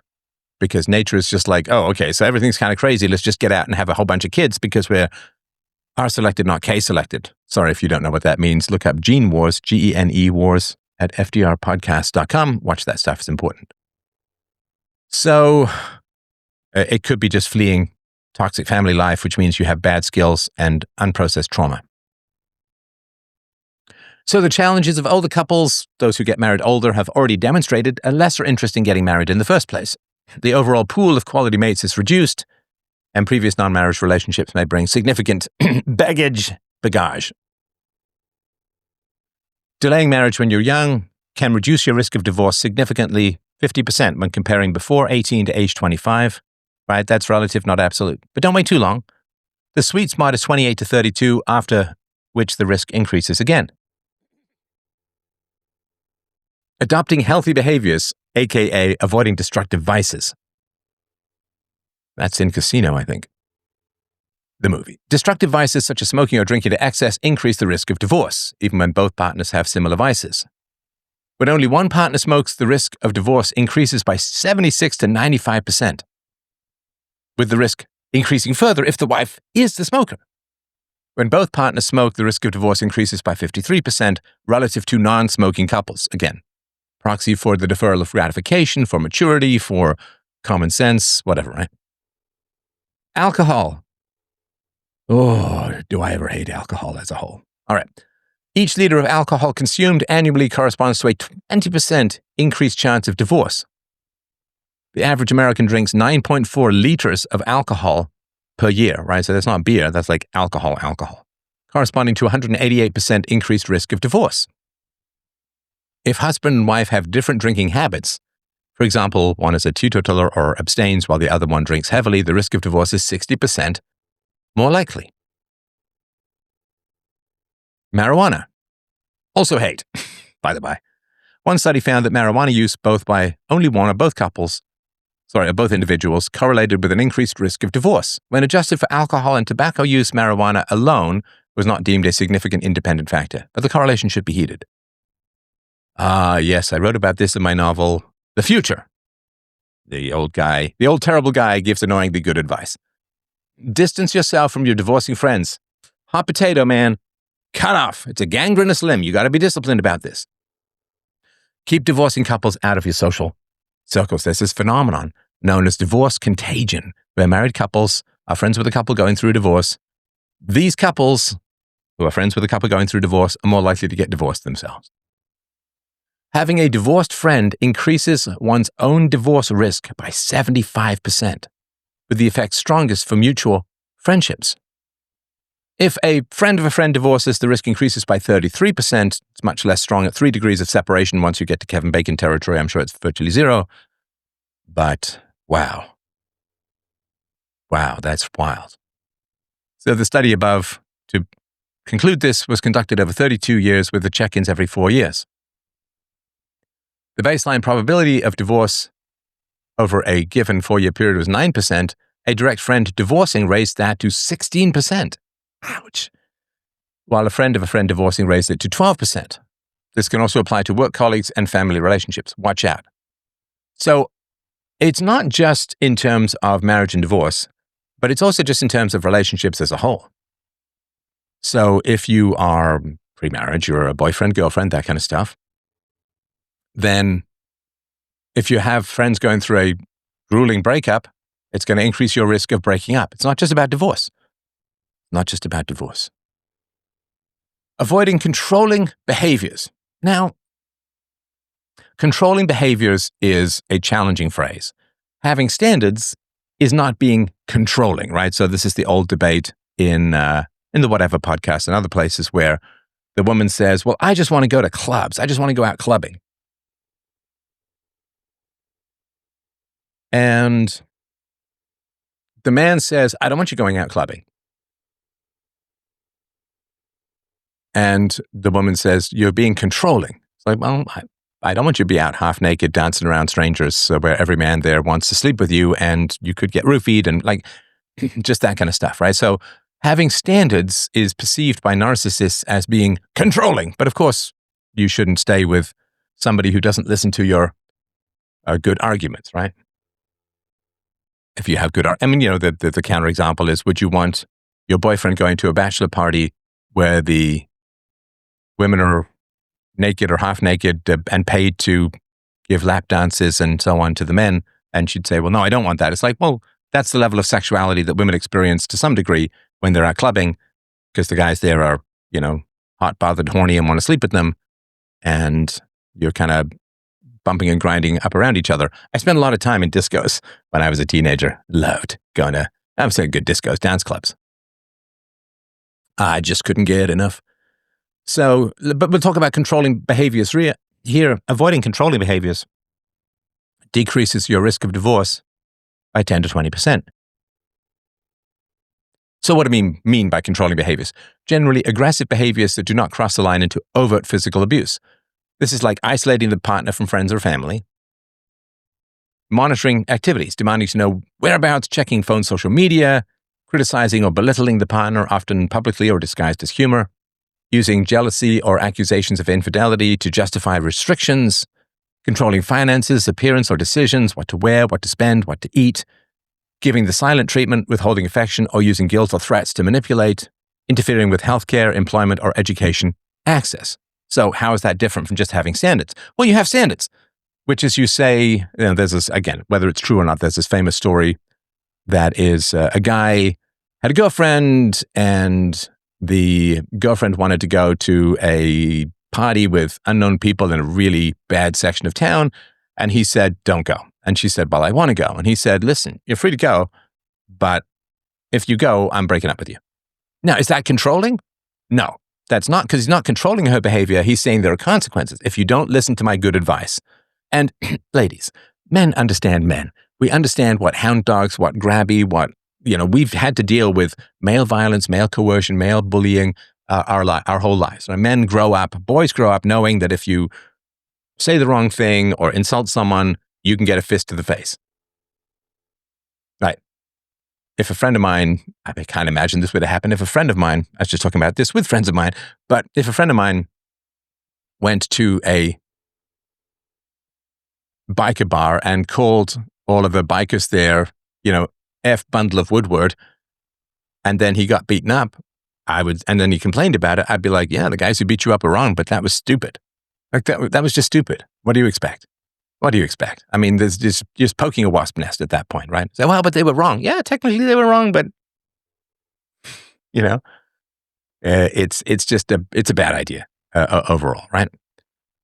I mean, it's like if you go up to some tattooed, bruisey, thick-necked guy, with a low forehead and the impulse control of your average Mexican jumping bean, and you go up and you call his wife a "see you next Tuesday" or a bitch or something, and then he pops you in the head. It's like, yeah, he was wrong. You got free speech, but that was just stupid, right? So men understand male aggression and male volatility, and women generally don't, because they're generally protected from these things by good men. So this girlfriend of the guy she went to the sketchy party in the sketchy part of town, and she ended up being sexually assaulted. She called him at 4 a.m. He makes sure she got to safety, and then he broke up with her. And everybody was shocked and appalled, and he's like, well, no, she's not going to listen to good advice. She doesn't have any respect for the things that I know better than she does, which is men know how dangerous men are. This is this whole debate is going on across the West at the moment. But men know how aggressive men are and how horny men are, because we kind of live with that. And so we try to give women good advice. And if the woman doesn't listen to good advice, it's not controlling behavior to say, look, if you don't listen to good advice, I'm breaking up with you. That's not, women, they may experience that as controlling, but that's just consequence, right? It's not controlling that if your woman says, I want to go sleep with another man, and you say, I don't want you to sleep with another man, and if you do, I'm breaking up with you. In fact, I'm probably breaking up with you just because you want to, and are telling me about it rather than dealing with it yourself. That's not controlling, right? So we're talking about very aggressive stuff that interferes with the normal course of human life. In the normal course of human life, you go to work. And saying, well, you're just going to work to sleep with some guy, and controlling and bullying and yelling at the person at work. That's so in the normal course of life, the normal healthy course of life, interfering and using aggression to control the person. And it is, of course, if you don't respect the person's values or they don't respect your values, don't be in a relationship. But being in a relationship and trying to control the other person, that's not right. So men and women manifest this sort of controlling stuff differently. I mean, you'd expect that, right? Men are more physically aggressive, exerting overt dominance, expressing jealousy and suspicion, even restricting independence. Women employ emotional and verbal manipulation, the silent treatment, withholding sex and affection, nitpicking and nagging, and so on, right? Controlling behavior, I mean, studies vary a little bit, but it seems to be about equal between the sexes, like rape. So identify and avoid those who would engage in this kind of aggression rather than believing you can fix it after the fact. You can't. If somebody doesn't listen to your good advice and does whatever they want, escalating, controlling behavior is probably based on lust. Now, if you had parents who had these kinds of behaviors, if you don't work on yourself, you're prone to either engaging in these behaviors yourself or selecting someone who does, right? We are programmed to replicate our parents' marriage. We evolved in a situation where there was not much choice in the world. The woman you were going to marry would be kind of like the mom you had, right? Because that's the tribal thing. You didn't have much choice as far as variation. Now we have also this dating apps, tons of variation, races, cultures, religions, and choose whatever you want. And so for men, we pattern ourselves after our fathers because our fathers, by definition, are the most sexually successful person because they created us, right? So you are programmed to replicate your parents' marriage, and it takes intervention to have something different. So cohabitation has grown, of course, in social acceptance, but it has a negative effect on the success of the marriage. A 1995 study followed couples for 10 years and reported that 33% of those unions dissolved. A study in 1987 to 1988, which was followed up in 92 to 94, this is 5 to 7 years, saw that 39% of those couples had separated. Another recent study showed that 54% of first-time cohabitating couples broke up within 6 years. So what happens with the couples who cohabitate before marriage, who do get married? Well, the risk profile goes sort of something like this. Living together before engagement is the worst. Living together after engagement but before marriage is less worse. Living together after marriage is the best because it signals to your body that a big event has occurred. So one study followed 1,600 first-time marriages between 2010 and 2019. 34% of those marriages where the couples lived together before engagement got divorced. The study grouped those who cohabit after engagement and marriage, and their divorce rate was 23%. There's another study, just over 1,000 individuals married between 1996 and 2007. This study only included still married couples. In the study, the serious consideration of divorce occurred in 18.7% of those who cohabitated before engagement. Those who cohabitated between engagement and marriage put divorce on the table in 12.3% of cases. Those who lived together only after marriage seriously considered divorce in 10.2% of cases. So even if you stay together, divorce is much more on your mind after marriage than if you lived together beforehand, right? So seriously considering divorce, the risk gets cut by almost half if you only live together after you get married. So what about the husband? Got a little bit more to go. I'd love to take your questions, but what about the husband as the sole or primary earner? When husbands earn at least 60% of the household income, the risk of divorce is very low. Exact numbers vary. The overall risk of divorce has increased over time, but when the man is earning the majority of the income, the risk of divorce is lowest. When income is shared, 6-7, the risk of divorce goes up. When the wife earns more than the husband, roughly 60% or more of the household income, the risk of divorce goes up even more. We could theorize all day about why. We would just be theorizing, but let's go on. The Institute of Family Studies analyzed U.S. Census data from 2018 to 2021. They found that for couples married between 1960 and 1989, when the husband earned at least $38,000 more than his wife, the risk of being divorced in 2021 was 1.2%. Right? So that's 61 years at the outside, right? 1960 to 2021.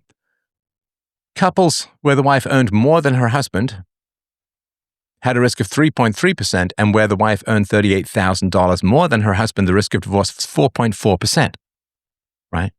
So that's almost a fourfold risk of increase when the wife earns more.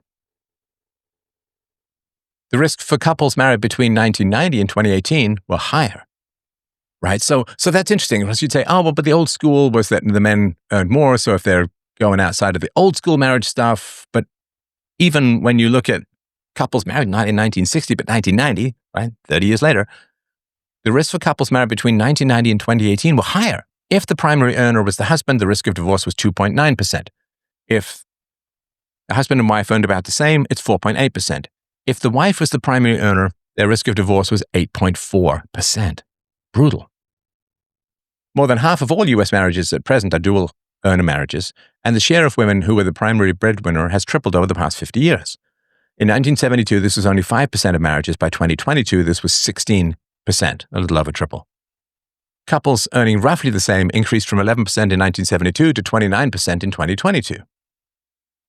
Who earns the money in the marriage translates into a more modest risk relative to some of the other categories, but it is important to consider when you plan out your lives. Who will take that role? What gives you the best chance of success in the long run? And I won't wax. I know I've been talking for a long time and I really appreciate everyone's attention, but this is really, really important stuff. I can get you to understand that as a man in particular, the health, longevity, and quality of life benefits of marriage cannot be replicated in any other way. Marriage is your best chance to live long, be healthy, be happy. It's good for women too, but I'm talking to the men here because they're often more jumpy about marriage at the moment. So I'm trying to give you a great benefit while reducing your risk of negative outcomes, right? So this is a really tragic thing, right? So, and this is why I'm telling people, reduce your expectations. If you can, you can either be happy with the money you make by making more money, or you can reduce your expectations or reduce your spend, right? If it's like, well, in order to be happy, I have to have a nitro cold brew every day. Well, that's what, $5 or $6 a day, blah, blah, blah. You know how this is, rather than invest it in something. So just lower your expectations. I made lunch when I worked. I had a pretty good salary when I worked as a software executive, but I made lunch. I just wanted to save the money. When I was working on my novels, I took time off after my business career I interrupted my business career to work on novels. And if I worked in a coffee shop, I would get an Americano because it was the cheapest. And I could also just ask them to add more hot water, add a bit of cream. It got watery, but I could work for a couple of hours on $2 back then. I didn't order lattes, though I prefer lattes. Americanos kind of suck. So it's just important. So the reason I'm saying this is, so let's say that we got to make money and we both got to work because we need this lifestyle, blah, blah, blah. Well, but you're raising your chances of divorce. So everything that you've worked for evaporates. That's what I want to tell people. Oh my gosh, like trying to make sensible economic decisions means looking at the long run and knowing the costs and benefits. I had a whole scene in my novel, The Present. Again, it's free. You should read it. I had a whole scene where the husband is saying to the wife, look, I've run the numbers.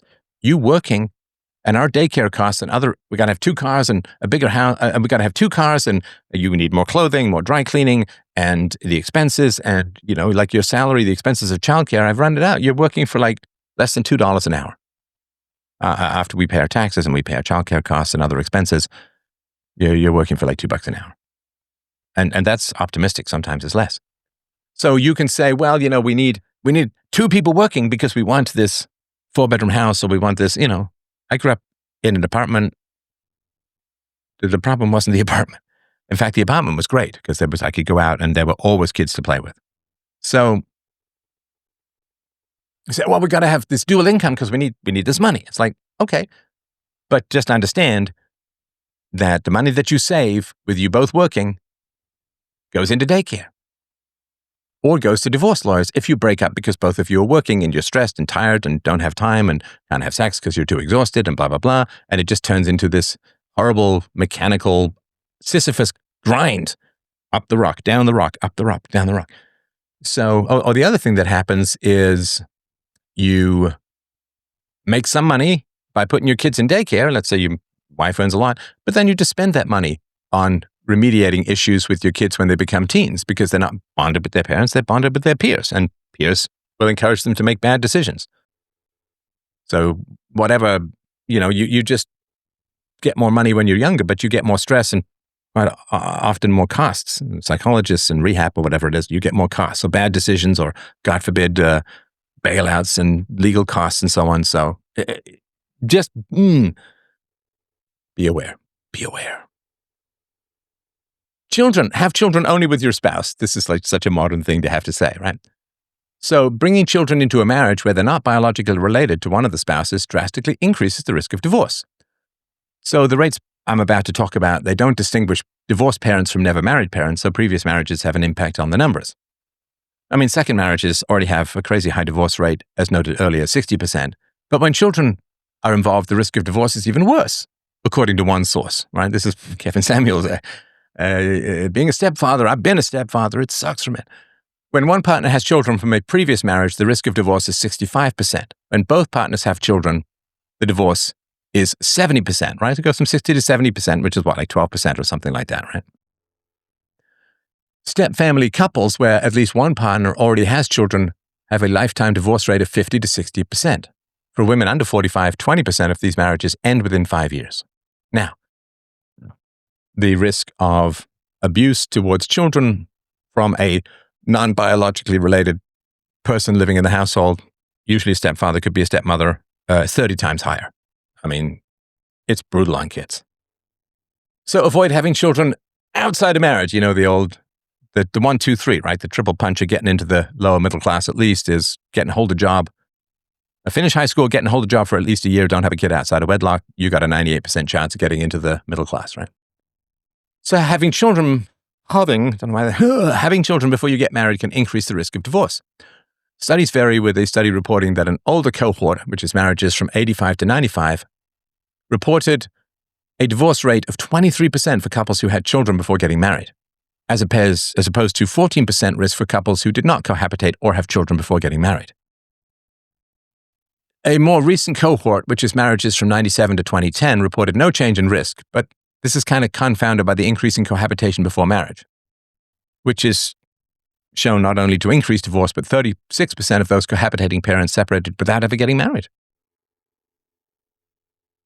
A 2019 study that focused on low-income families found that parents who had children before getting married had a 19% divorce rate, as opposed to a 9.5% divorce rate for parents who had children after getting married, right? So it's more than double. No, it's exactly double. Sorry, 9.5. 18 carry the 5. It's 19%, so double. Have children. This is the last bit. Love to take question, comments. The lifetime risk of divorce for couples who do not have children is 50 to 60%, while the risk for couples who have children is 30 to 40%. Childless couples do report initial higher satisfaction, but the lack of children in the marriage means the stakes are simply lower. And by the time you want kids, often it's too late. And it's pretty horrible to have that kind of regret over time. All right. So maybe this part's going to go out to the Gen Pop. Thank you, everyone. If you find this information helpful, freedomain.com/donate. Put this out as a public service. And let us, if you have questions or comments, I know this is a lot of information to absorb, but if you have questions or comments, I'm happy to hear them. And I will go and check your questions and see what I can answer that has been coming up.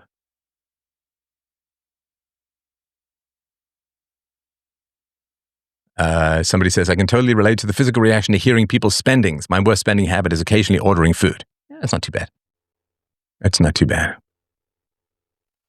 Yeah, people are always trying to say that the higher IQ, oh, they're crazy and so on. Like, higher IQ is just generally, and it's sad, but it's just correlated with positive things as a whole. All right, let's see here. And of course, when you get dishonorable people as a whole, then you have to get rid of standards in your society. So in Canada, again, this is my guess, I'm no lawyer, but this is my understanding, there used to be a lot of effort putting into finding out who was at fault in a car accident, right? So who would be at fault? And then I think that too many resources were being scammed and too many scams were happening. They just switched to no fault. And they've switched to no fault divorce. Up until the 1960s in Canada, to get a divorce required an act of parliament, Henry VIII stuff, right? And then it just became no fault because people wanted it, right? Sorry, this bit. All right. Or RTR, real-time relationships in junior high. Yeah, that can be great. Faking your looks and value is a big problem in modern dating. This is why I hate makeup. Well, and makeup now plus filters, right? I saw this video of a guy. He's like, I'm never using Tinder again. This woman hid her double chin, right? So she had a big sort of turtleneck, right? And then she showed up this big double, just like, wasn't quite like a frog mating cry, but it wasn't the opposite of that either, right? A redheaded nurse named Tiffany with tattoos. I can fix her. Yeah. Somebody says, this is interesting because I've worked as an organist at churches, and the worst is the Catholic Church. And it's ironic how they treat their employees across the board. I've seen a professor at a seminary advocate for the musicians' jobs in a room full of 100 priests and said they need to offer a salary but can support a family and offer a better stability for those types of jobs. The statistic of an unstable/stressful job affecting marriage is definitely something that needs to be looked at. Yeah, for sure. So, yeah, $50,000 in 1955 was $600,000 now. Yeah, I think that's true. But it wasn't from 1955, right? $50K in 2019 in America is a little over $64,000 now, for sure.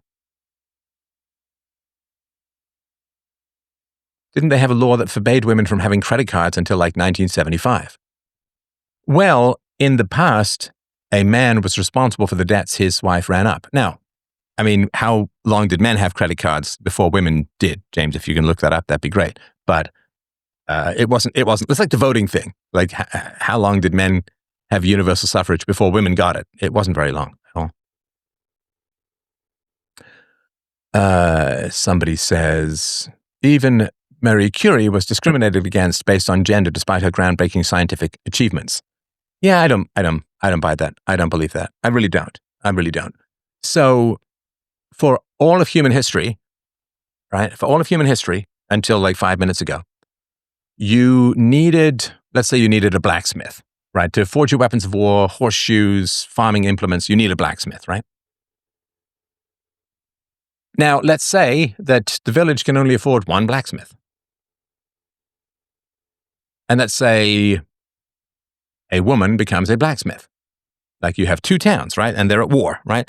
One town, the man becomes a blacksmith. One town, a woman becomes a blacksmith. Who's more likely to survive?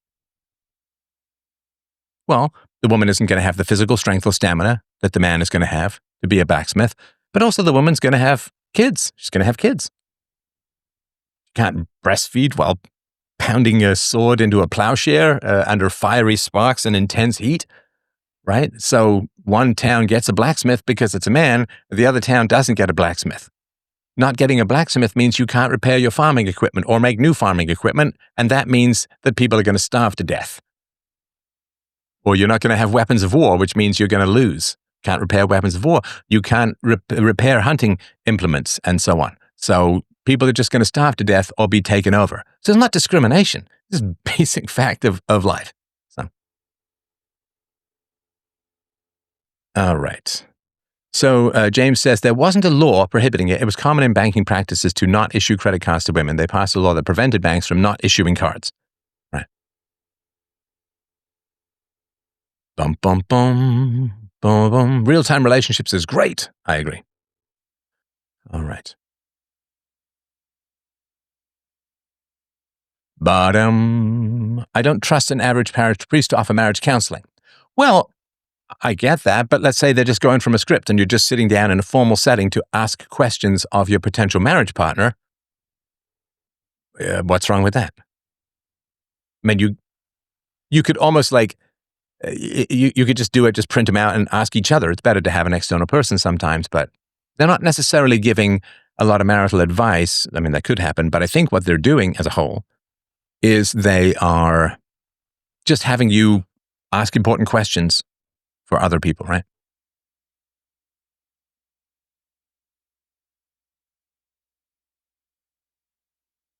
All right. Well, there's a debate about that.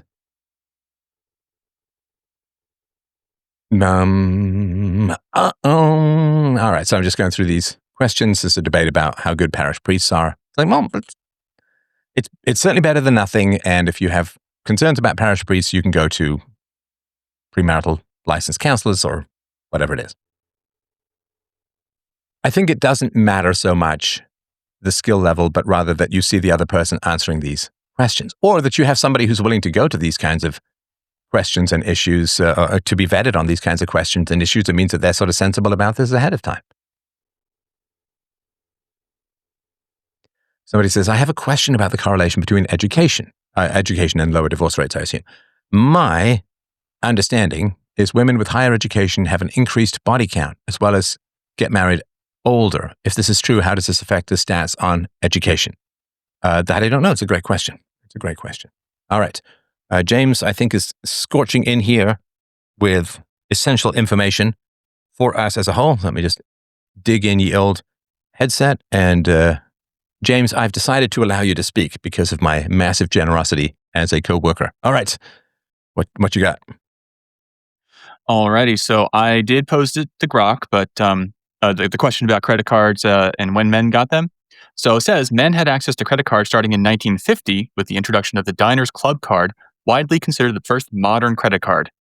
Women gained independent access to credit cards in 1975 when the Equal Credit Opportunity Act took effect, prohibiting discrimination based on sex or marital status. So 25-year gap. Well, I would not quite agree with that. And again, feel free to run this through AI. But the Diners card was generally for executives, and it was a business card, which part of the selling point was that it's easier to run your expense account if you have this kind of thing and you don't have to have cash. So the Diners card was primarily for business expenses for executives. And again, double check on this, but I mean, as a guy who I had a corporate card when I was in business, and I remember that the accountants were always chasing everyone around to put in your expenses, explain your expenses. We can't cut your checks and all of that. And so having a corporate business card was important because otherwise you're kind of subsidizing them in the time it takes to get your expenses processed and get your checks back. But I think that the Diners card was sort of the Mad Men scenario of waving it around for business expenses and wasn't exactly accepted in a wide variety of, I don't know, grocery stores or things like that. Does that make any sense? That totally makes sense, and I didn't catch that because, what do I? I've Yeah, never yeah, been yeah. an I mean, executive, exactly. but that totally makes sense. Diner's Club card, that does, and just remembering like back in the '80s, I remember hearing about that kind of stuff, and that makes sense. But it wasn't that long after, so you're totally right about that. It was just for executives, primarily for dining in restaurants, and only some restaurants would have, actually accepted it. Yeah, you wouldn't American, you wouldn't get it at McDonald's, right? I mean, because the yeah, yeah, overhead of yeah, doing that kind of stuff. So it's not so much who got the cards to some degree. yeah. To me, it's also like who would accept the cards. And I assume high-end hotels and restaurants and those catering in particular to business travel would accept those cards, but they wouldn't be. When we say credit cards now, just about everyone takes them. I mean, there's a couple of convenience stores that are like, cash or Interac only, but most people will take these cards. But I don't think that was the case in the 1950s. Yeah, yeah. No, it wasn't until 19 well, so American Express introduced something in 1958, which was mostly for travel. Um, and the general purpose cards, which actually got sent out to the average guy, Yeah. like middle class maybe, maybe upper middle class, I don't have that detail here, was Bank of America in 1958. They sent out 60,000 unsolicited cards to local residents in California. So it was beyond the elite. We could go further deeper into this, like what was the acceptance of credit cards? How could you actually use them? Yada yada yada. Because there were store-based credit cards for a long time, like the early 1900s. Yeah, so But almost like like gift cards that you would just pay off later, right? yeah, the J.C. Penney card or Macy's or something like that. Department store charge plates. I'm not sure exactly what that means. Or oil company cards, right? So like the company store, right? Something like that, I imagine. Right. So here I've got stores began accepting credit cards in the late 1950s to the 1960s. So by the Hmm. 1960s, the magnetic stripe on cards further accelerated adoption. And so it was in the, let's say, mid to late 60s is when it started to become really more widely accepted. Again, it still would not be the default method for a lot of people. I mean, I remember when I was a kid, I was trying to explain this to my daughter the other day. She was going to the bank.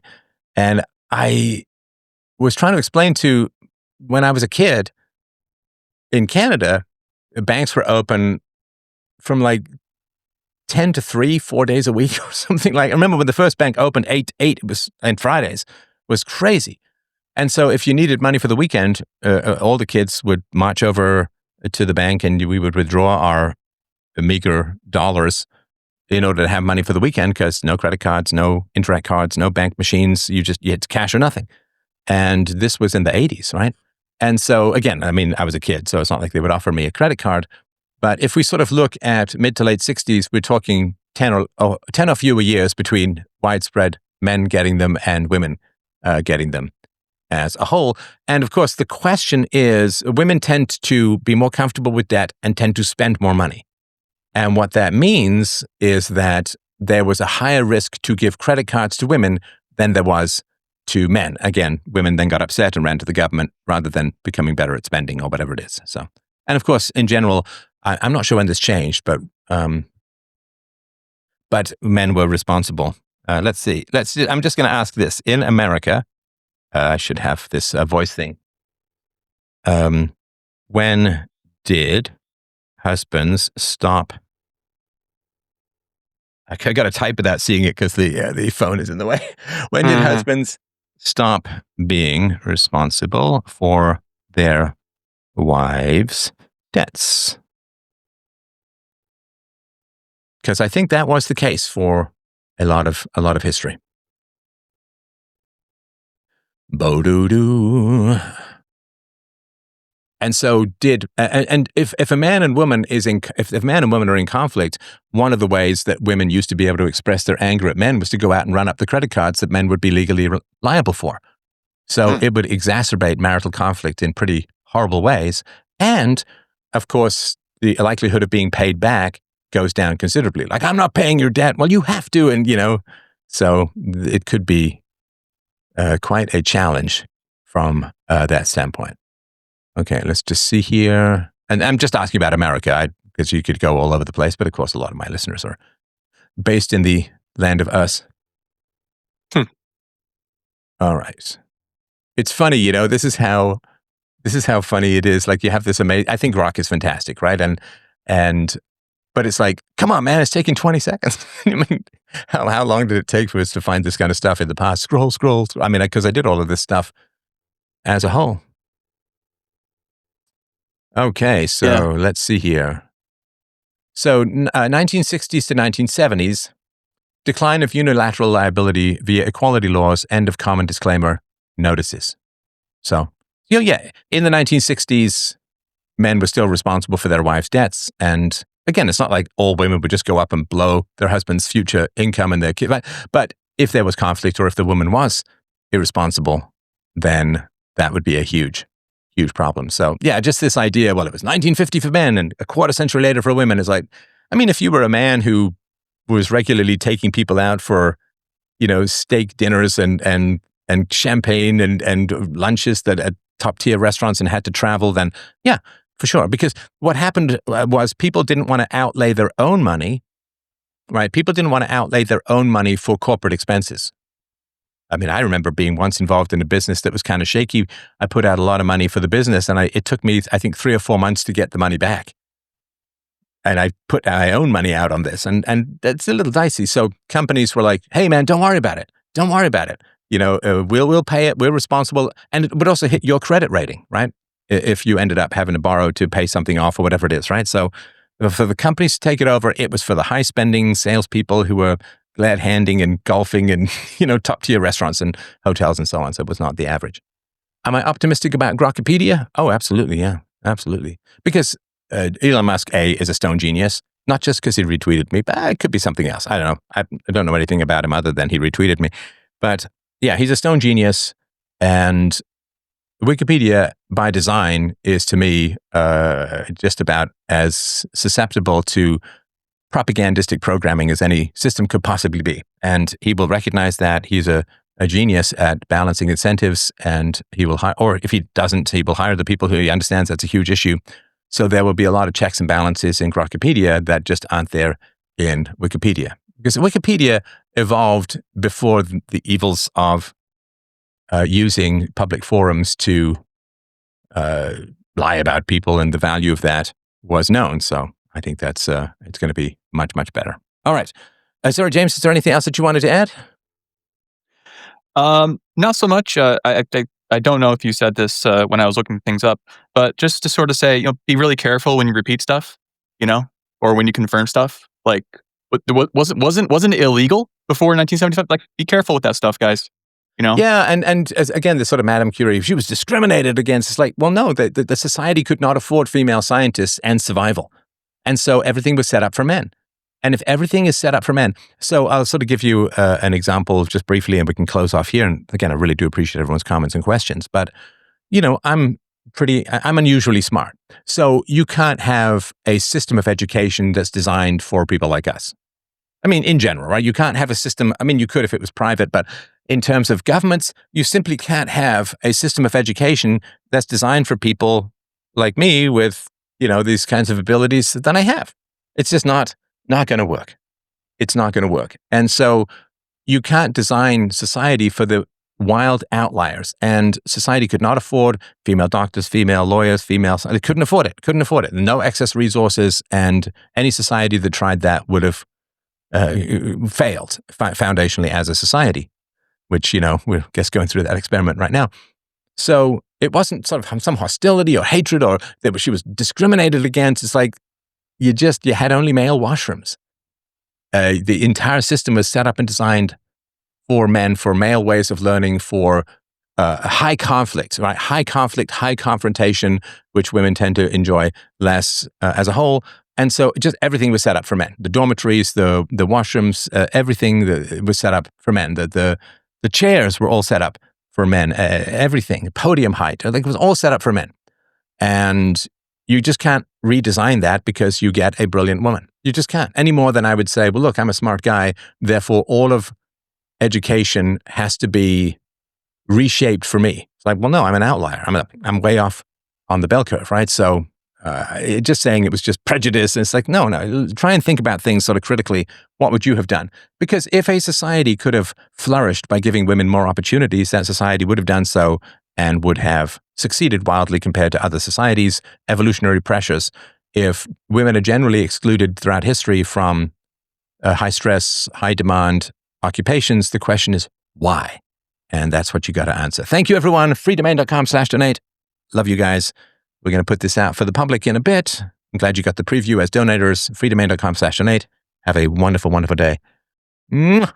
Bye.